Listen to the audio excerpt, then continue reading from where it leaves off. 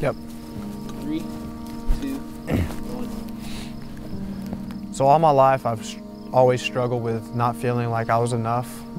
I spent most of my childhood realizing that I would never reach this idea of perfection that I had in my head. I began valuing the opinions of others so much that it led me down a path of sin and destruction. If I had to describe my story in just 2 words, I would say prodigal son.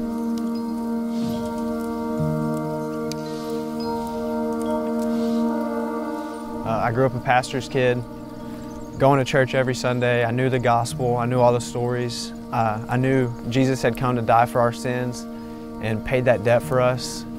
But still I had this weight of perfection hanging over me that I just knew I could never be enough.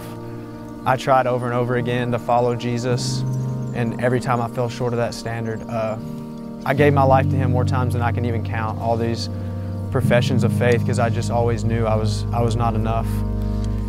And eventually I realized I could never reach that standard, and it led me to falling further and further away from the Lord until the point to where I just didn't try anymore. It was like I just felt hopeless, that this weight of perfection hanging over me that I could never live up to.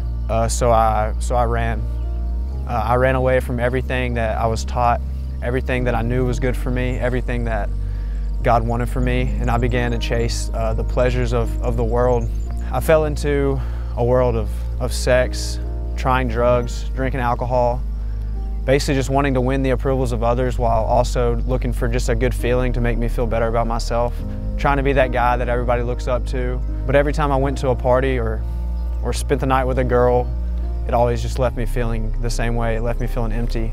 So after years and years of chasing perfection and every time falling short, I finally came to the point where I realized that I would never be enough and that I couldn't figure it out on my own, and that without Jesus, I could never reach that idea that I had in my head. I felt like I was the prodigal son. I had ran away from my father, took the inheritance that he gave me and was just squandering it, living amongst the pigs. But the whole time he was waiting there with open arms, just waiting for me to take the first step. I would cry out to him like, God, take this away from me, just take over. But I was never willing to give up the things I was doing. And he was just waiting for me to turn back to him, and he was there the whole time. He started to reveal to me that, just look at all the heroes in the Bible that we look up to. He used those broken, imperfect people that didn't have it all figured out to accomplish His plans. He uses our weakness to show how strong and powerful He is. He uses weak people to show His strength. And I still don't know how God is going to use me in His kingdom, and I'm just learning to be okay with that. That's the whole reason I came to the Unaltered life. Throughout my time here already, I'm learning that my assurance in my salvation doesn't come from being perfect or having it all figured out or being able to follow all these rules or having my own plans. It comes from a daily pursuit of a relationship with Christ and learning more about Him and learning to love Him more and learning about His love. I've learned that true freedom is never going to come from other worldly things or your own preferences or the idea that you have for your own life, but just surrendering to His unaltered design in the way that God created us to be.